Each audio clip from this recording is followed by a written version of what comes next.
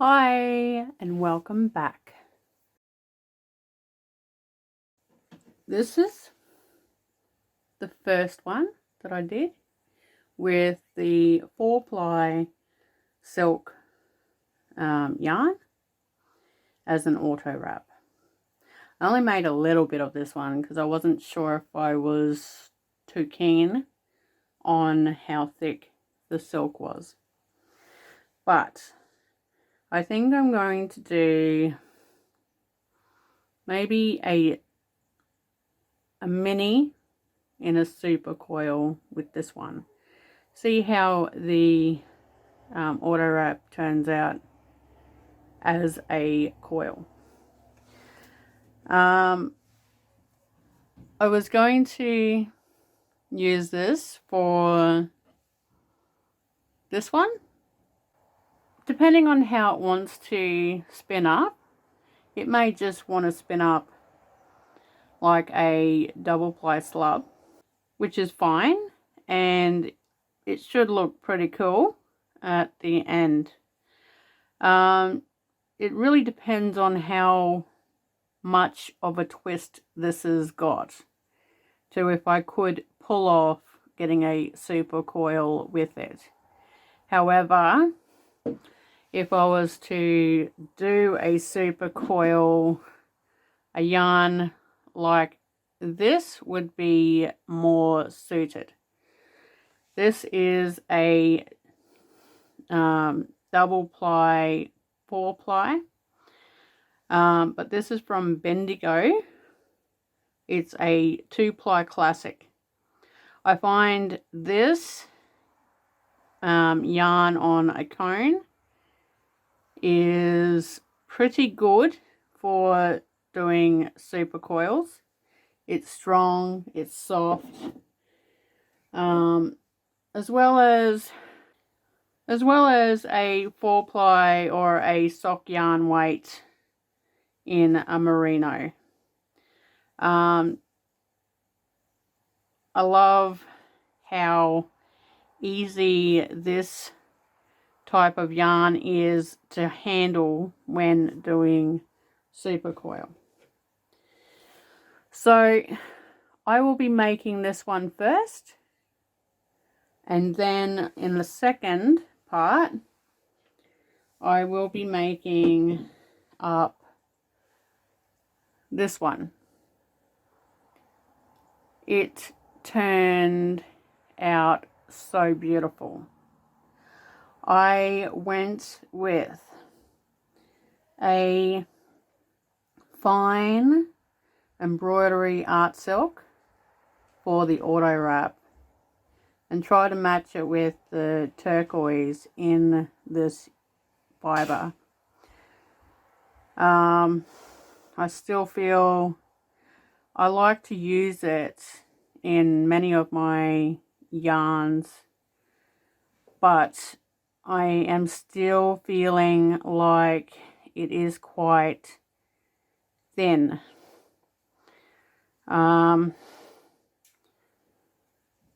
If I can find some in a slightly thicker thread, that would be perfect.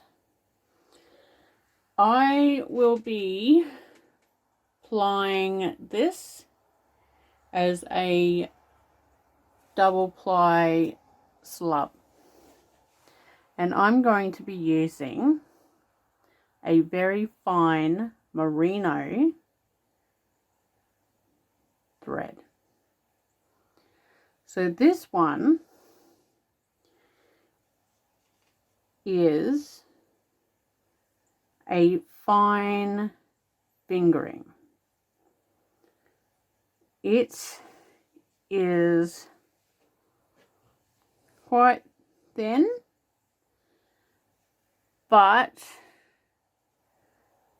I find it perfect for plying with, as well as using it in a auto wrap.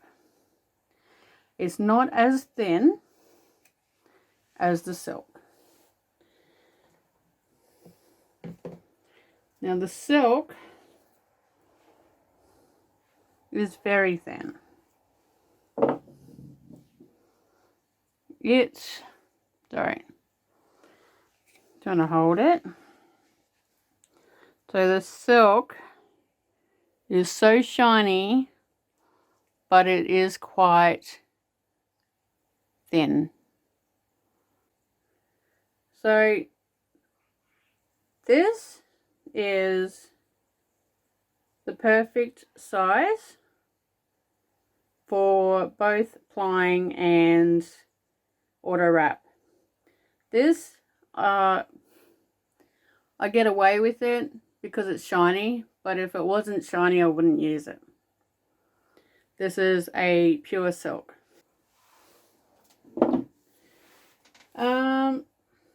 What else?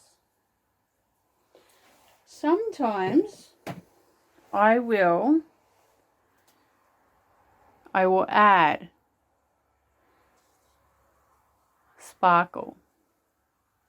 Now this stuff is extremely thin. This is thinner than cobweb, or it could be cobweb. This is super thin. It is super thin, it's not scratchy, and I prefer to add it to another yarn. So, for example, I don't have a lot of things left. However, not a lot of colors left. I do have to buy some more. I will every now and then, especially with my custom makes in double ply traditional yarns, I will add the sparkle to another yarn, and I will ply with that. I also buy the 4-strand Italian silk and metallic thread. It's all ready together. Another one I like to use is for both plying and auto wrap. I think it is a statement piece when using black in anything. So I carefully only use it in specific stuff. This black silk is very expensive. I paid $28 for this silk. It's a mulberry silk, but yes, very luscious, very expensive, but it does look really, really beautiful if used in an auto wrap. I think that's the perfect size for the thread in an auto wrap. I also like using the white mulberry silk on an auto wrap, but I also use this for a lot of my plying. It is strong, it's perfect weight, it's slightly cheaper than the black. It gives that nice shimmer and shine, and it also dyes very well. If I do ply it with a white merino and then dye it up later, it will dye as well, the same color as what I'm dyeing the actual fibre, and that's what I really like about it.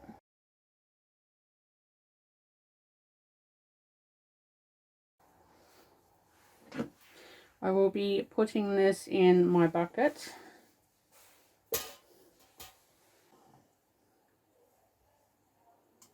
I'm going to try a Supercoil, so let's see if I can pull this off.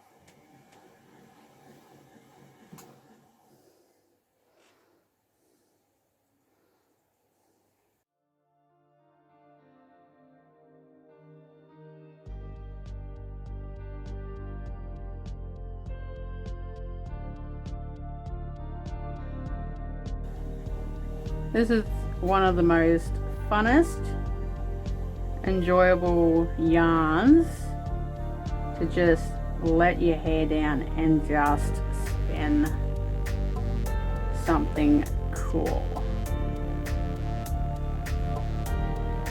Yeah, I do like this silk as a super coil.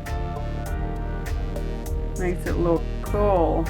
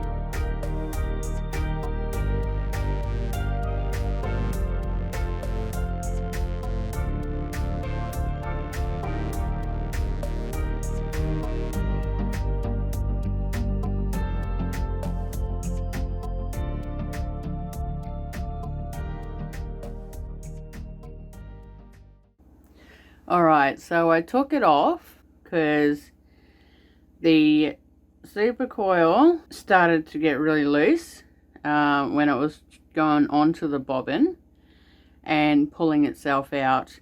And this is why you don't use a silk core when you are spinning a silky base.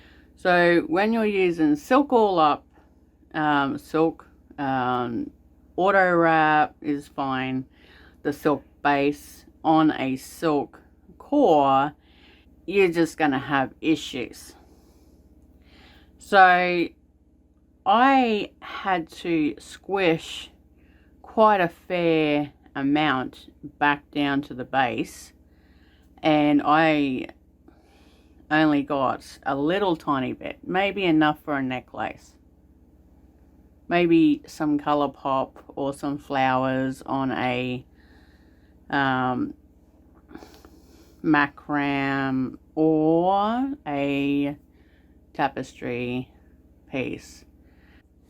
I still have this much left on the ball, but I am going to use this time a wool core yarn. That should be a lot better, and it should just catch on it instead of slipping all over the place. So yeah, let's try that.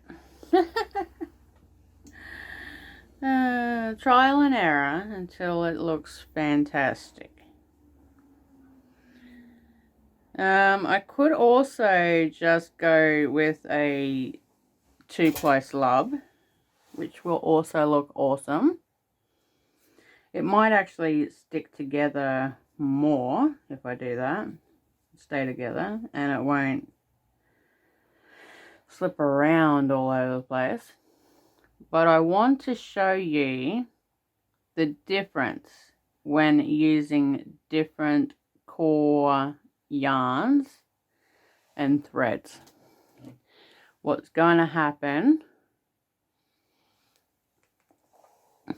when I use a wool core instead of a silk core, because you've seen what happens. It looks okay here because I had to push it all back down, but when I was trying to take it off, it was falling apart. So I want to put this in my thing, my nitty notty, in my laser Kate for cones.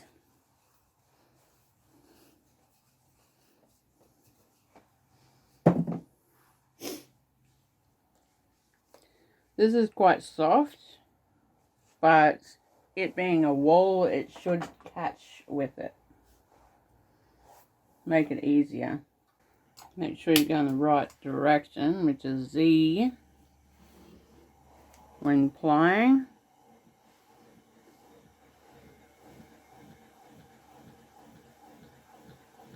And you want the extra twist for Supercoil, but if you're going to just 2-ply that,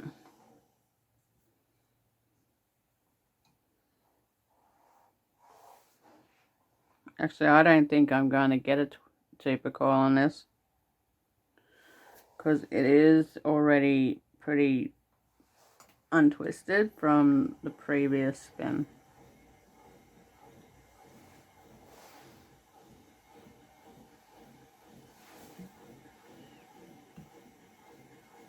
I might just do a beehive on these ones, like that. And then you get this wool thread and pull it up towards the beehive. And you wrap it around the bottom and back down, and that will fasten it. And once you steam these and take it off, okay, once you take it off the wheel, these will poof back up, and then when you steam them, they just expand. See, once I took off some tension off that, it started puffing up.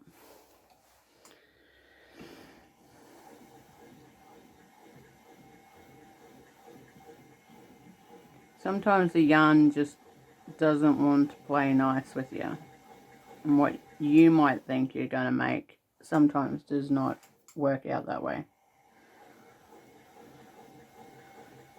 Same thing, you want to fasten that bottom so it doesn't fall apart.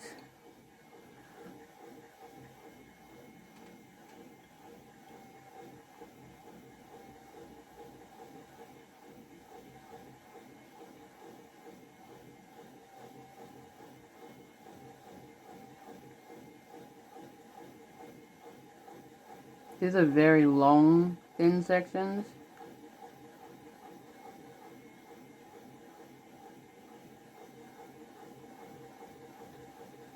Same as if you were going to Supercoil that.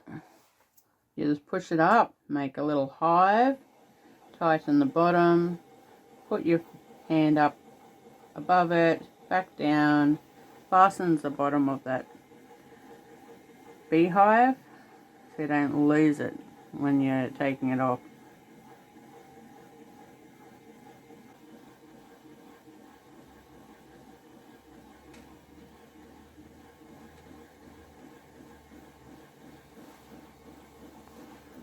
You'd probably add this as texture to the bottom of your knitted project, like on your hemming or wrist cuffs on a jacket, or even a collar, or you could add it to a cowl or something like that. Texture.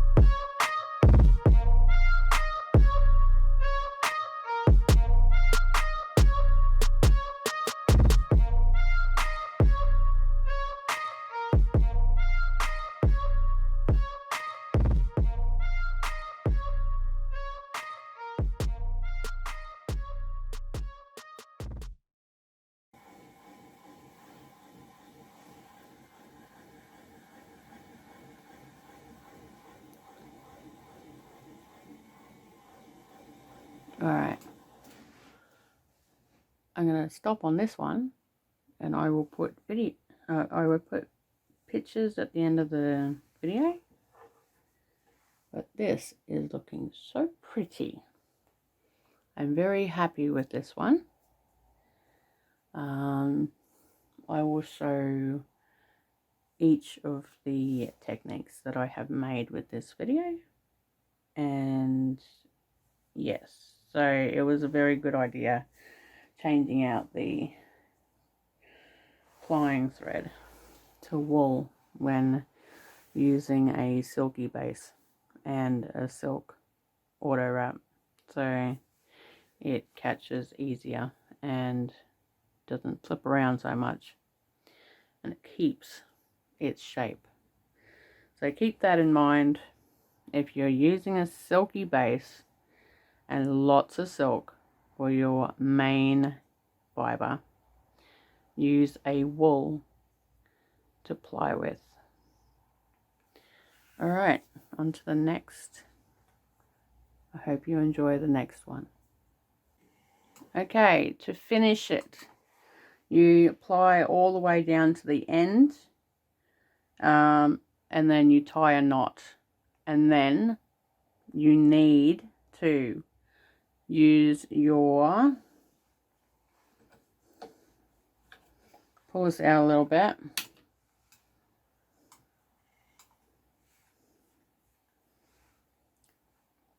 okay,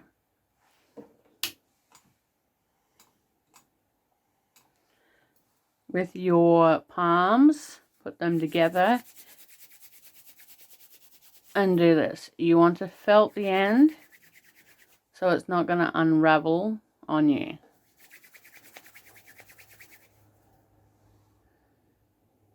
Some of that though,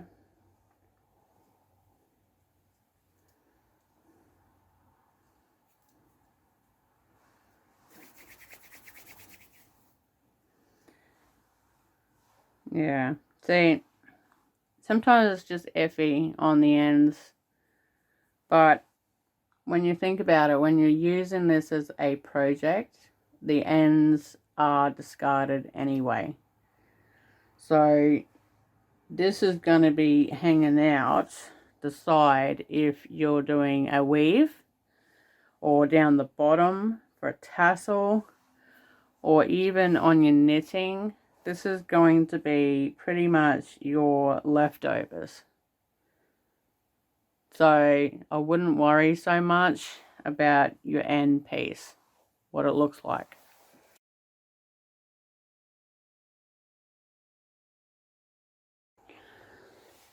This is the second one. I have decided not to ply it. I have decided to leave it as a single. So I'm going to skein it up, and then I will show you what it looks like once it's all skeined up. Because the only reason is it doesn't have a lot of twist. It doesn't twist back really on itself like over twist, where you would ply it to remove most of the twist. But because I've auto wrapped this as well, it will keep that fibre together, but it is very loose and will make a beautiful single ply. So that's what I'm going to do. I'm afraid that if I do try ply this, it will end up unraveling. So that's what I've decided. So I'm going to skein this up, and I will share with you what it looks like in a minute. Now that it's skeined on my skeiner, on my nitty noddy, you want to sorry, go from one end to the other end. Make sure that your two ends are opposite direction to each other, like so. And you won't have your fibre or your yarn overlapping. Now I go and I tie both ends in, and I do a little loop on the ends over the tied off section. That is so it doesn't fall out in the wash, or if I was to wet set. But with the art yarns, I like to steam them now because it makes them look as nice as they look when they come off the bobbin, if not better. So then you want to measure the meters or the yards of your yarn. So into doing that, my niddy noddy from size from one end of the strand to the other times 4. So you want to times the length of your niddy noddy times 4. That's 4 sections, right?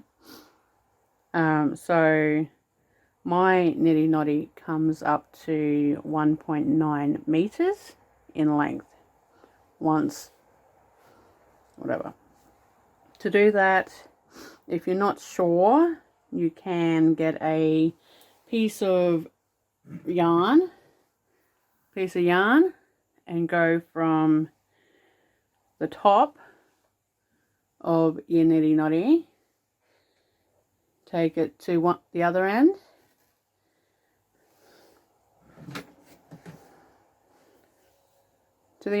like so, down to this end, wrap it up, back up, and then to your other end, like that, and cut it. You want to make sure it meets. Then you'll cut it there, okay, where my finger is on the other end. Then you will measure with a tape measure how long your strand is, and that is how big your niddy noddy is. Second part is you want to count how many strands on one side you have, and then times that by the length of your niddy noddy, that last measurement that you just took. So how many strands times the size of the niddy noddy will make it how many meters it is.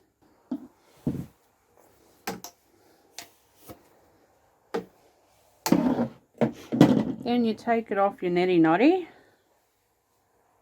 and from one hand to the other hand, you twist one end, you twist the other. Twist one end, twist the other. Twist one end, twist the other, till it's nice and tight. And then it will wrap around itself.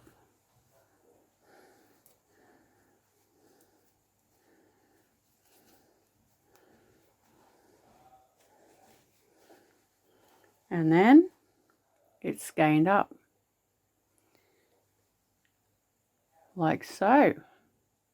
And to take it off, you just put your fingers in between there, in between the loop, like so, and you pull that through it, and then let it unravel, and it's apart.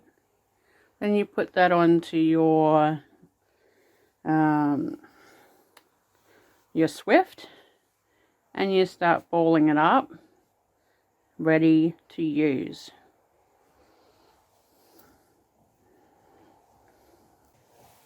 So that one turned out very, very beautiful. I really like this colors, how it turned out. So pretty. Perfect for knitters, crochet and weaving, and probably felting, but it is so soft I wouldn't want to felt it. It would go scratchy, wouldn't it? But yeah, there's that one, and the other one turned out like that, full of texture. I would probably just use it in texture at the bottom of your piece, or as a part of a woven warp, warping. So there it is. Once it's steamed, all those little slubby sections and the beehives will puff up. So I hope you enjoyed this tutorial. A bit different with the new tripod and easier to see what I'm doing, which I love. So I hope you all enjoy this one.